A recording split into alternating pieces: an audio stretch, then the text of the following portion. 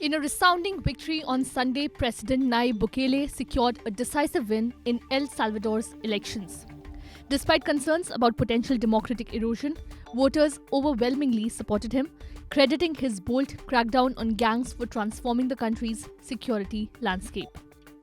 Clad in cyan blue, thousands of Bukele's supporters gathered in San Salvador's central square to celebrate his re-election, which the 42-year-old leader characterized as a referendum on his government. Even before official results were announced, Bukele declared himself the winner, claiming to have garnered over 85% of the votes. Provisional results indicated that he had secured 83% support, with 31% of the ballots counted.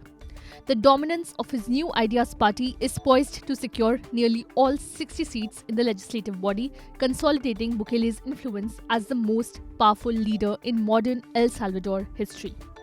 From the balcony of the National Palace, Bukele, standing with his wife, addressed his supporters, stating, "Altogether, the opposition was pulverized." He highlighted the transformation of El Salvador from the most unsafe to the safest country, promising further accomplishments in the next 5 years. With New Ideas' electoral triumph, Bukele gained unprecedented power, potentially enabling him to overhaul the country's constitution, raising concerns among opponents about the removal of term limits.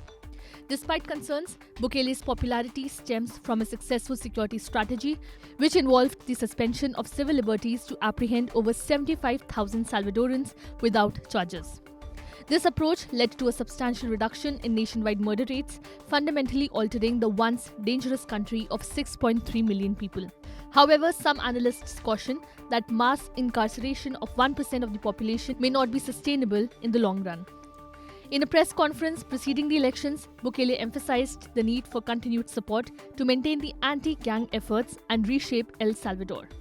While the outcome of the elections was largely expected, polls indicated that most voters aimed to reward Bukele for dismantling crime groups that had previously made life unbearable and triggered waves of migration to the US. Looking ahead, Bukele's second term is likely to face challenges in addressing the country's economic issues, marked by Central America's slowest growth during his tenure. Over a quarter of Salvadorans live in poverty, with extreme poverty doubling and private investment plummeting.